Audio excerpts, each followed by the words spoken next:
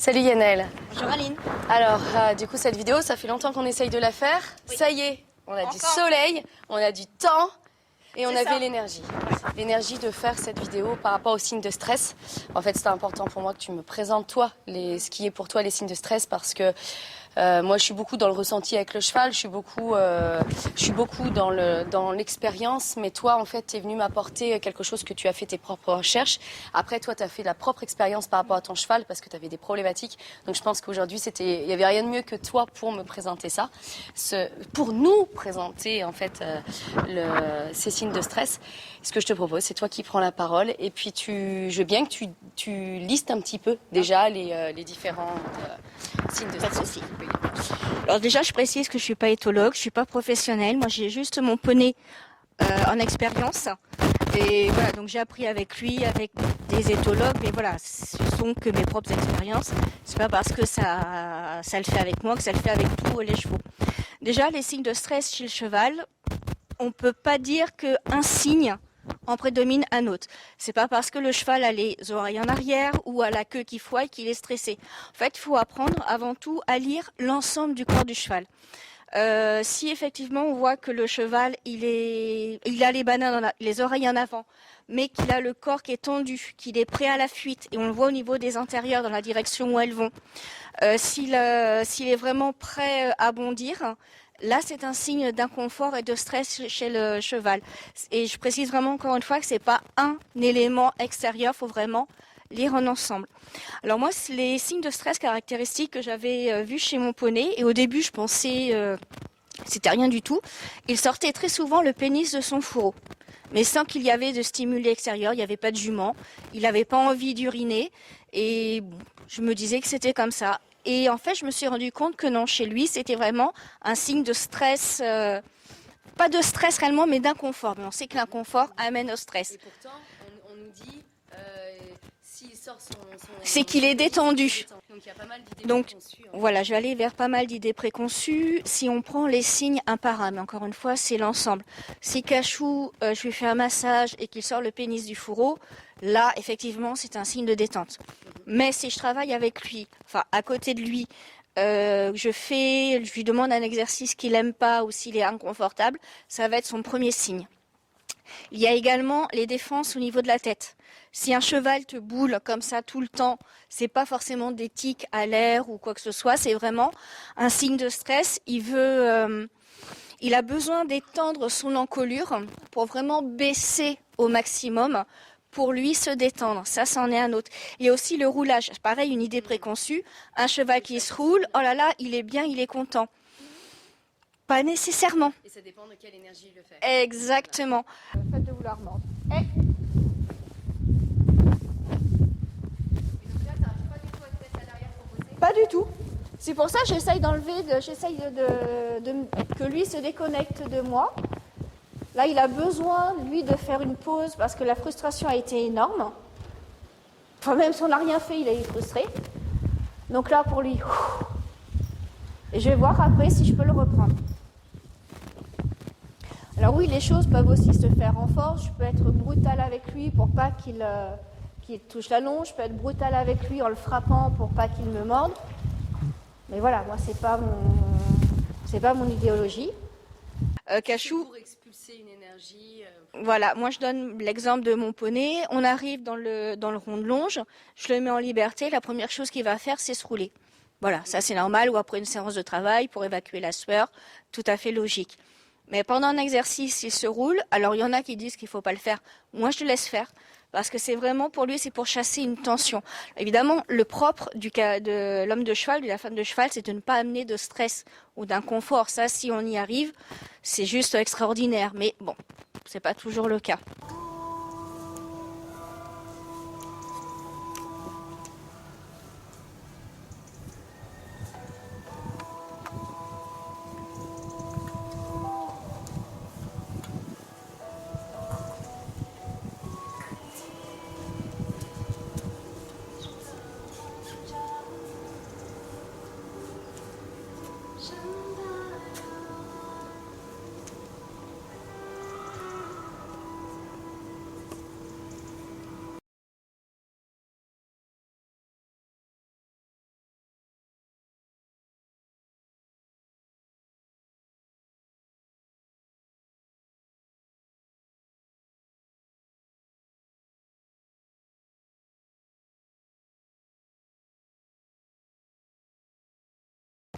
Malheureusement.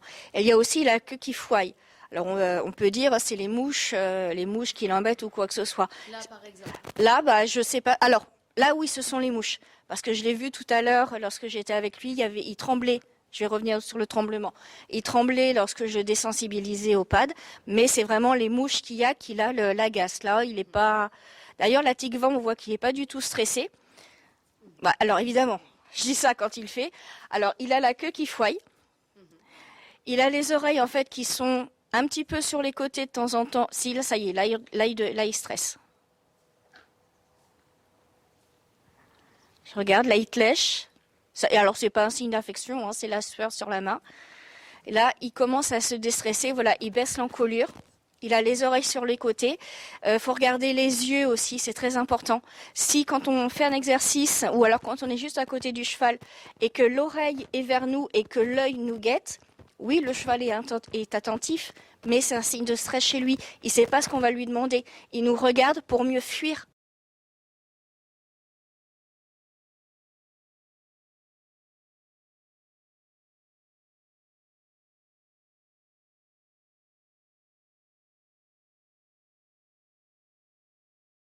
Et on le voit généralement si nous on est de ce côté-là, s'il y a l'œil et l'oreille qui nous regardent, généralement son poids du corps est déporté de l'autre côté, prêt à fuir. Ça y est, des petites choses. Il y a le fait de gratter aussi. Alors ça, c'est généralement le premier signe qu'on voit chez tous les chevaux. Et c'est pour ça que j'aime pas prendre la jambette. Quand il gratte, il marque le premier signe d'inconfort. Là, il essaye tout le temps d'attraper, de niaquer. Ce qui pour moi est très très inconfortable parce que je n'arrive même pas, non, à ce que mes demandes soient claires. Non.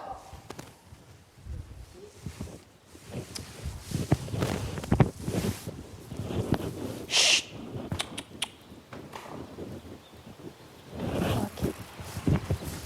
Et ça, c'est quand moi je vois mon poney faire ça, je stoppe. On passe à autre chose, enfin même pas on passe à autre chose, je le laisse tranquille et puis je reviens quelques minutes après quand il a besoin d'évacuer. Il y a le tremblement du corps aussi. Si un cheval se met à trembler, il peut y avoir aussi des raisons neurologiques ou autres, mais ça peut être aussi un grand signe de stress. Ça franchement, ça fait mal au cœur. Il y a un autre signe aussi, mais que Tigva n'a pas du tout, mais que j'ai avec mon poney, c'est qu'il se renferme à l'intérieur de lui-même. Et là, on ne peut plus rien demander. Il y a une expression que j'utilisais, mais je la prends plus parce que bon, elle est quand même pas forcément bien polie. Il se met vraiment dans son monde intérieur. Et là, on a beau claquer des doigts à côté de lui ou quoi que ce soit, c'est très compliqué de le faire revenir. Et là, c'est vraiment le stress ultime que moi, j'ai pu rencontrer chez divers chevaux. Que dire encore Ah oui, évidemment, le bâillement. Ah, le cheval bâille, donc il est cool, il est décontracté.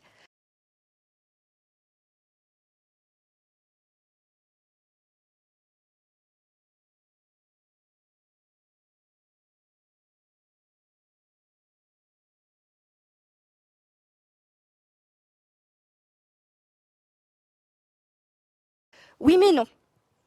Si le cheval bâille et qu'il déglutit, donc il faut faire attention ici qu'il y a mouvement, effectivement c'est de la décontraction. Ça c'est génial, comme quand on le fait tirer la langue, ou ça c'est vraiment bien. Par contre, s'il bâille ou s'il grince des dents, non, ça c'est un signe de stress. Alors de temps en temps, ces signes peuvent être... Non, évidemment je te laisse faire ce qu'il ne faut pas. Chez beaucoup de chevaux, ces signes se traduisent vraiment un par un. Et quand on voit, enfin un par un, sauf avec on voit soit les oreilles, soit la queue, soit le bâillement, soit le grattage. Mais chez certains, c'est tout ensemble. Et là, c'est de notre façon, c'est toujours de notre faute quand le cheval est stressé, selon moi. Enfin, quand on travaille avec lui dans un environnement sécurisé et protégé. Voilà. Et dans ces cas-là, je pense qu'il faut vraiment se remettre en question et voir avec quelle énergie on aborde le cheval. Il y a des chevaux qui ont besoin d'une énergie très vive, voilà, où le cavalier doit vraiment en imposer, et ces chevaux-là vont être vraiment terrorisés.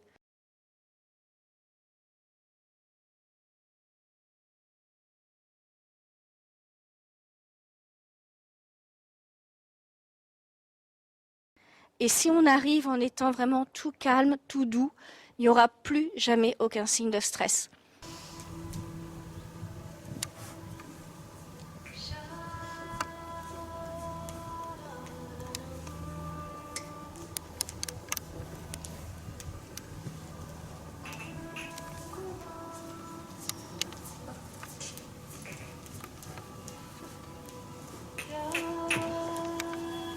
C'est vraiment l'énergie aussi du cavalier est très importante. Faut pas travailler que sur le mental du cheval. Il faut que le cavalier travaille aussi sur son propre mental, qu'il fasse sa propre introspection pour qu'il se demande comment j'aborde ce cheval, comment je dois l'aborder, quelle énergie je dois lui faire ressentir. Donc voilà, je crois avoir abordé tous les points de stress que je connais. Il y en a certainement d'autres. Et encore une fois, voilà, c'est lire toute l'attitude du corps du cheval avant de dire ce cheval est stressé ou ce cheval ne l'est pas. Voilà. Super. Moi, j'ai quelque chose à rajouter avec toi. En fait, tu parlais tout à l'heure de personnes, d'énergie des personnes, et que c'est intéressant qu'on se remette en question. Et ça, c'est valable pour moi, pour toi, pour tout le monde, en fait. En fait, pour moi, je vais essayer d'être le plus clair possible, parce que c'est une notion qui est assez abstraite dans ce monde de l'équitation, parce qu'on s'occupe beaucoup de la technique du cheval, beaucoup de la technique d'apprentissage, que ce soit travail à pied, travail monté. Et les personnes, en fait, eux, ce qu'ils veulent, c'est apprendre de la technique, et puis grâce à la technique, amener le cheval qui soit avec lui. Et en fait, moi, ce que Tigva m'a montré il y a 1 an, ce qu'il m'a dit au travers de cette com, avec cette femme qui m'a fait que j'ai rejeté tout en bloc de cette communication. Et en fait, là, j'ai repris cette communication avec la personne en question. Et en fait, on a repris la com, et lui, ce qu'il me disait, c'était assez intéressant, parce qu'en fait, Tigva, là, je parle de ma propre histoire, ça peut parler aux autres personnes. Tigva, en fait, disait que lui, il essayait de m'amener dans un état intérieur de paix et d'ondes bêta. On parlait des ondes alpha, ondes bêta. Est-ce que tu veux... Oui, faut le mettre sur... Je vais essayer d'écrire ces ondes. Tout à fait. Alors, j'ai toujours confondu l'appellation onde bêta, onde alpha. Je ne sais plus dans quelle onde c'est onde bêta. En fait, il faut se mettre sur l'onde du cheval. Donc, le cheval est en onde bêta. Voilà. Ou alpha, j'ai jamais... Si l'un ou l'autre, j'ai toujours fait l'erreur. En fait, c'est vraiment se mettre... Moi, j'ai appris ça grâce à la méditation. Puis après, maintenant, ça switch assez vite quand je suis avec les chevaux. C'est vraiment se mettre à leur portée. Parce qu'en fait, c'est nous qui devons être dans leur monde et pas eux qui doivent être dans le nôtre. Enfin, quand je dis ça, c'est purement personnel comme réaction. Je dis pas que les autres font mal, mais voilà, moi c'est ce que je pense. C'est nous qui devons être à leur portée. Et en se mettant dans cet état d'être, dans ces ondes bêta, ça permet vraiment, alors je vais pas parler de communication intuitive, mais de sentir l'énergie du cheval. Voilà, et il y a des chevaux, en se mettant dans ces ondes-là, qui vont avoir une énergie très haute. Donc on sait que pour les faire bouger, il faudra que nous, on soit dans une énergie encore plus basse. et des chevaux qui vont être dans une énergie très basse, comme mon poney. Pour les faire bouger, il faudra justement que nous, on monte l'énergie pour les porter au départ et ensuite pour que eux nous suivent là-dedans, mais toujours sans contrainte. Et c'est vraiment en se mettant dans cet état d'être qu'on peut arriver à communiquer. Je ne vais pas dire parler, communier. Je n'osais pas employer ce mot. À communier et à ce que le cheval nous suive. Parce que tout à l'heure, je t'ai vu travailler en liberté avec Tikva. Moi, je le fais beaucoup aussi avec mon poney, puis tu le fais énormément avec tous tes chevaux. Et en fait, le fait d'être en liberté, on avait fait un cours ensemble, la présence, moi je l'appelais la présence magnétique. Déjà, on est obligé de se mettre dans cet état intérieur pour que le cheval nous suive. Si on est dans un état en alpha de la vie de tous les jours, alors là, on peut toujours essayer, le cheval n'en a strictement rien à faire. Et c'est là, quand on arrive à être dans son monde, avec cette présence magnétique, que là, le cheval va nous suivre, je ne vais pas dire partout, où il y a des erreurs, où il peut s'échapper, où il n'y a pas forcément le rappel. Mais voilà, il sera déjà plus enclin à être avec nous, parce qu'il a compris que nous, on se mettait dans son monde à lui, et que lui, on ne l'obligeait pas à venir dans notre monde. Et je crois, en fait, c'est ce qui fait la différence entre la technique et le ressenti. Moi, j'ai envie de rajouter quelque chose, si tu me permets, parce que là, j'ai beaucoup d'exemples en ce moment où justement, moi je travaille avec des personnes qui sont un petit peu, on va dire, décalées, sans porter de jugement, mais décalées dans leur énergie et pas au clair avec leur propre. Par exemple, si on utilise la cohérence cardiaque, c'est pour essayer d'harmoniser le système sympathique, parasympathique. Et si on observe ces personnes, ou si moi je m'observe dans mes défaillances, quand je suis à côté de moi, en fait, le cheval, en fait, on aura beau essayer d'amener le cheval dans notre vibration, si on n'est pas capable d'aller déjà se regarder nous-mêmes et déjà se mettre nous en état d'être juste alignés le meilleur possible avec nous-mêmes, le cheval, sincèrement, moi j'observe plein de chevaux qui veulent pas suivre leur cavalier et les cavaliers qui veulent juste se raccrocher à de la technique. Mais c'est pas pour moi. La technique, elle fait que, je dis au cavalier 50%, mais si je suis honnête, c'est que 30% la technique. Et 70% d'état d'être. Et Tikva, ce qu'il me disait il y a un an et ce que j'ai complètement jeté, c'est que lui, il m'amenait dans cet état de non-résistance avec moi-même, de cette non-volonté de faire, de cette non-exigence de faire et plutôt à être dans mon état d'être. Et cet état d'être où tu peux tout recevoir de la vie.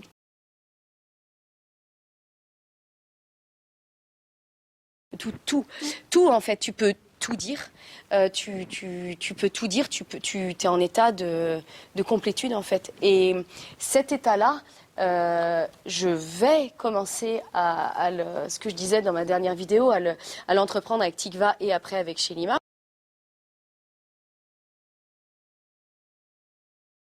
Parce que les deux copains sont passés le mot pour venir dire allez, de toute façon on va pas la lâcher, on sera insupportable tant que j'aurai pas réglé ce problème. Mais ce que je veux dire, c'est que moi, ce que j'observe, c'est beaucoup des chevaux en état de stress énorme avec leur propriétaire, juste parce que le propriétaire est défaillant avec lui-même. Je pense qu'on a tous des blessures. Je pense qu'on a tous des choses, des fois difficiles à passer.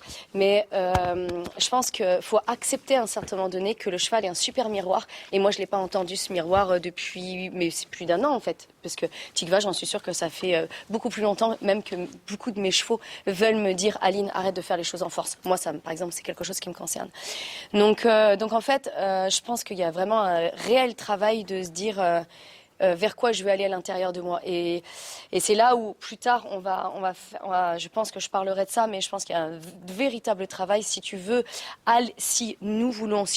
aller vers un travail de liberté, travail de non-force avec le cheval, de non-imposition, ne pas exiger, ne pas imposer, et être avec, que ce soit à cheval, à pied, et être dans cette fluidité. Je pense qu'à un certain moment donné, il faut oser aller travailler avec un thérapeute, et puis parce que ça va plus vite avec un thérapeute, et ça peut aller plus vite. On a une super possibilité en face d'avoir un retour et de se dire voilà, j'ai mon terrain d'évolution et d'aller vers cet objectif, juste de trouver la paix. Et quand on a trouvé la paix, je pense que voilà, après on peut s'assouplir en fait. C'est juste assouplir notre mental. Voilà pour ces ondes et pour tout ce travail qu'il y a certains chevaux qui sont très exigeants. Tigva fait partie de cette exigence de chevaux qui veut ça de moi, sinon il veut pas travailler avec moi. Alors et il veut me renvoyer essuyer. Il me dit, je ferai pas le doigt d'honneur, mais le cœur y est. Alors moi, je vais rajouter quelque chose pour rebondir sur ce que tu dis qui est très vrai. Je viens de l'équitation classique, qui m'a beaucoup appris, qui m'a enseigné la technique. Ça, il y a aucun souci. Enfin, la technique, le peu de technique que j'ai, c'est l'équitation classique qui me l'a enseigné. Mais moi, ça me suffisait pas. J'avais besoin vraiment, et même avant que je sois propriétaire, j'avais ce besoin de, comme tu disais, de communier et d'être en harmonie avec le cheval. Même les demi-pensions que j'avais vraiment besoin, ce besoin intérieur de connexion. Et je pense qu'en fait, c'est la première démarche pour arriver à justement à descendre en onde, à être vraiment sur le canal, moi j'appelle ça le canal, sur le canal du cheval. Il suffit pas simplement de se dire, tiens, je vais me rapprocher de mon cheval. Je crois que ça va même au-delà de ça. Toi, tu le vis tous les jours, ça fait des années que tu es dedans. Mais je vois de plus en plus de cavaliers classiques qui se tournent maintenant, alors je vais pas dire vers ce qu'on appelle le bien-être animal, parce que ce serait ridicule, mais qui se tournent pour avoir une meilleure connexion, vraiment, que le cheval ne soit pas un objet sur lequel on monte. Et pour avoir des résultats, pour faire des concours, pour faire du dressage, pour faire ne serait-ce même de l'équifile, ça va. Mais voilà. Trouver un partenaire. Voilà. C'est ça, trouver vraiment un partenaire, un vrai couple, et qu'il y ait une résonance. Alors les couples, ça s'engueule parfois. Les couples dans la vie, ça s'engueule. Le couple cavalier-cheval, ça s'engueule aussi. Moi, avec Cachou, il y a des jours où ça va super bien et des jours où il a vraiment pas envie de me voir.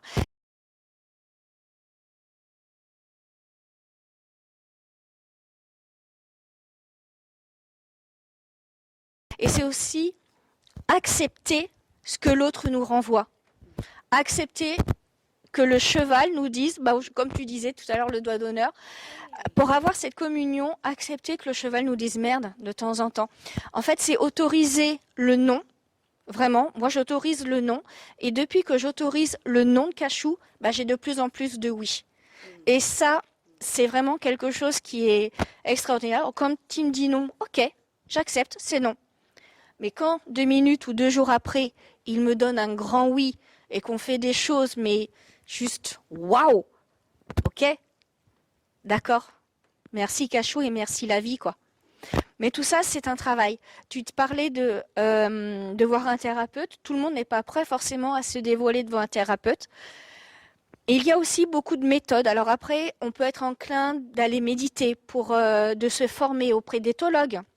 Il y a des éthologues qui peuvent nous former à la cohérence cardiaque, à la méditation. Il y a plein de petites choses aussi annexes qu'on peut trouver pour nous aider à descendre là-dedans sans pour autant aller voir un thérapeute. C'est pour ça que je voulais rebondir là-dessus parce que moi, ça fait maintenant 2 ans que je fais ce travail-là. Et le chemin est encore très loin. Mais en 2 ans, il y a eu vraiment des progrès juste incroyables et juste merci la vie, quoi. Ok, je pense que ce serait intéressant de juste finir cette vidéo avec par rapport au cheval blessé. Donc moi j'ai l'habitude dans mon travail de plus travailler avec des chevaux émotionnellement blessés, je pourrais dire mot blessé, ou déséquilibrés un petit peu. Et en fait c'est plus facile pour moi parce que j'ai le détachement. C'est pas comme Tigva qui m'amène en me disant Aline, miroir, là tu déconnes, t'es à côté de ta plaque, t'es pas dans ton axe et tout ça. Et c'est plus facile pour moi de travailler avec ces chevaux-là. Par contre, ce que j'ai remarqué, c'est qu'avec ces chevaux-là qui sont blessés, si toi, tu es dans cet état d'être d'onde bêta en total lâcher prise et totale connexion avec toi-même, c'est là où toi, tu emmènes le cheval à venir dans cet état-là et pas nous qui se mettons sur l'état à lui. Absolument. Et moi, il faut que je finisse là-dessus et ça, c'est très important. Donc, par rapport à moi, maintenant, je trouve que mon job, en fait, c'est avec ces chevaux qui sont blessés, qui ont besoin de soutien, d'énergie, qui trouvent par exemple avec moi quand je les travaille, c'est moi après transmettre cette présence, et pas la technique, mais bien sûr avec de la technique, mais cette présence pour que le cavalier fasse cette démarche-là. Par contre, ça implique une chose pour que le cavalier fasse cette démarche-là, ça implique en fait que le cavalier sache se mettre en onde bêta avec son cheval, sachant que le cheval va lui renvoyer son miroir. Hein, on parle de miroir homme en miroir. Mais de toute façon, le cheval va avoir des réactions. Ils ont un passé. Les deux, ce couple-là, ont un passé. Et donc, travailler, se mettre en état d'onde bêta avec le passé, avec les souffrances, avec les petits traumatismes, avec les blessures, mais qu'à un certain moment donné, ben là on parle de lâcher prise, lâcher le passé pour que le couple revienne à neuf. Mais pour ça, pour moi, il faut passer par un travail à l'intérieur. Ah oui, mais je l'ai fui pendant un an. Ouais, ouais. Et peut-être plus que ça. Mais on ne dira pas. Voilà, Yannel, je pense que on a tout dit par rapport aux signes de stress et comment Là, après. Voilà, là c'est trop. Il nous dit c'est bon, c'est la fin. C'est stop. C'est la fin. Alors, il est gentil, il reste, mais... Et donc voilà, on a fait le tour des signes de stress. Après, comment savoir les observer et comment travailler. Et la qualité de présence. Et on en revient toujours au même. Merci beaucoup, Yannel. Donc en fait, en fonction des personnes, il y a des personnes qui ont besoin d'aller étudier, d'aller se former pour justement savoir comment être dans cette qualité de présence avec le cheval. Des personnes peut-être comme toi, parce que toi tu as beaucoup fouillé, beaucoup appris, beaucoup formé. Moi par exemple, c'est tout l'inverse. Moi je suis beaucoup dans l'expérimentation, expérimenter avec le vivant, voilà, être avec eux. Et en fait là tu m'as donné aussi des clés et je voulais te remercier par rapport à ces signes parce que toi tu sais tu as su les nommer et du coup ça apparaît des fois, grâce à des gens comme toi qui se forment et qui apprennent, ça permet pour moi de mettre des choses, des mots et d'expliquer plus clairement. Et j'espère que cette vidéo aura été le plus claire possible. Merci Yannel, merci pour tout. Avec plaisir Aline, merci beaucoup.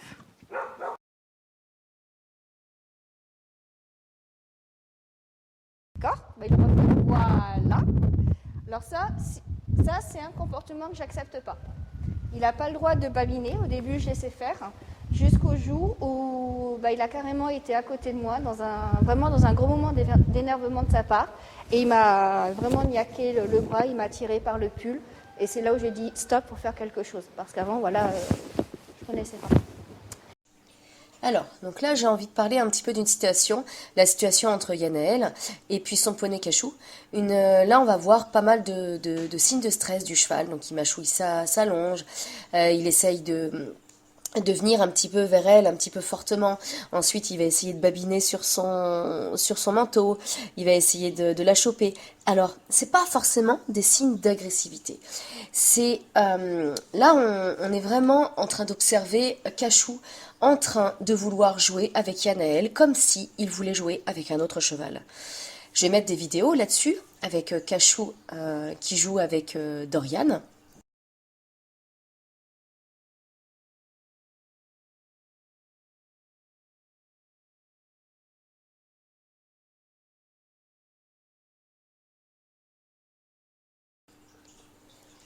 Donc là, en fait, qu'est-ce qu'on peut dire sur ces deux individus, Cachou et Yannel?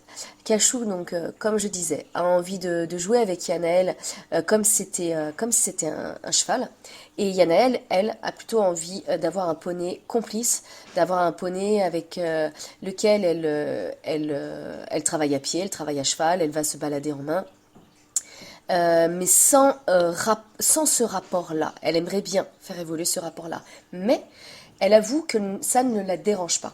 C'est-à-dire, en fait, Yannel s'est accoutumée, s'est habituée à ce comportement-là de Cachou. Et régulièrement, en fait, Cachou a ce rapport-là avec elle. C'est leur relation.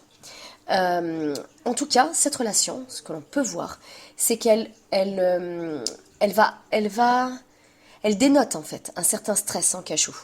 Cachou ne peut pas en fait se reposer sur les épaules de Yannel en disant allez c'est bon, on y va, allez on y va ensemble. Parce que tout simplement elle n'a pas la place de leader, elle n'a pas la place de référente et lui va toujours titiller. Il va toujours titiller comme s'il disait bon allez maintenant t'es qui, tu fais quoi, t'es comment, allez on va jouer. Mais sauf que en fait quelle est la limite à ce positionnement par rapport à ce cheval. Donc là, Yannel nous avait expliqué que, en effet, un jour, il est allé jusqu'à la mordre, mais il ne faut pas oublier juste un truc, c'est que Cachou n'est pas un cheval agressif. Cachou n'a pas une once de méchanceté à l'intérieur de lui. Mais, là, ce qui est important de voir, et important que j'ai envie de mettre en lumière, c'est une relation qui est sur certains rapports dysfonctionnante. où les deux individus ne se comprennent pas. La propriétaire Yanaël veut parler en langage cheval et avoir de la complicité avec son poney, et son poney, lui, qu'est-ce qu'il veut? Lui, c'est tout simplement jouer avec son pote. Mais Yanaël n'est pas censé être son pote. Donc voilà, là il y a tout un rapport avec vraiment la posture d'homme de cheval, la posture aussi rassurante, cadrante, voilà. Et c'est difficile en fait, après plusieurs années on va dire comme une relation de couple, hein, c'est difficile après des années en fait de fonctionnement de cette manière-là de corriger la chose. Ça veut dire qu'il faut vraiment aller voir qu'est-ce que Yanaël accepte, pourquoi elle accepte ça, et qu'est-ce que ça va les faire bouger à l'intérieur d'elle si cette relation-là changeait, et qu'est-ce qu'elle est prête à faire pour que cette relation change, parce que c'est possible, cette relation, bien sûr, peut changer. Et d'ailleurs, il en va quand Cachou est dans ce rapport-là avec Yanaël, du bien-être du cheval. Là, on parle purement du bien-être psychologique du cheval. Parce que là, voilà, on voit les différents stress, donc le bâillement, il tape de la patte, il a besoin de se rouler. Et je dis pas que, je répète, ce n'est pas tout le temps le cas, c'est à des moments. Mais c'est vrai, si je devais qualifier Yanaël, que je commence à connaître maintenant un petit peu, si je devais qualifier leur relation, oui, c'est une relation chien-chat, quoi. C'est vraiment une relation pas conflictuelle, je ne dirais pas ce mot-là, mais une relation de jeu, mais de jeu un petit peu malsain et de jeu un petit peu de jeu malsain, c'est-à-dire pas la juste place qui permet au cheval de se dire oh là c'est chouette, c'est ok.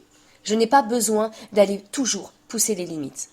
Voilà, c'est ça, c'est que tout le temps Cachou est obligé d'aller pousser les limites. Et là, aujourd'hui, j'ai le droit d'aller jusqu'à où? J'ai le droit de faire quoi? Voilà. Alors, heureusement que Cachou n'est pas méchant. Heureusement que Cachou n'a pas une once de méchanceté. Heureusement. Ça, c'est... Elle a beaucoup de chance, Yanaël. Elle a beaucoup de chance. Stella, ma jument, j'aurais cette relation avec ma jument me boufferait. Parce que Stella, à l'intérieur d'elle, on sait qu'elle a c'est pas un vice, elle a ce parcours, cette blessure-là, depuis toute petite, en relation avec sa propre mère. Et je sais que Stella aurait la dent facile, le coup de pied facile. Et heureusement qu'elle sait qu'il y a un cadre entre nous et elle n'a pas besoin d'aller poser ses limites. Et fort heureusement. Parce que là, ça veut dire que je serai en danger. On va dire là, avec Cachou, c'est gentil. C'est gentil. Yanaël n'est pas vraiment en danger. Au pire, elle risque d'avoir un bleu. Voilà.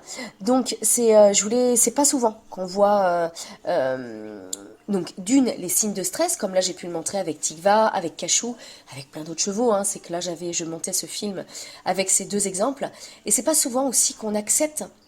Donc là, Yanaël, entre autres, accepte de se faire prendre en vidéo avec son cheval et qu'on puisse dire, là, regardez, il y a quand même une relation qui, par moment, est dysfonctionnelle et n'aide pas le cheval.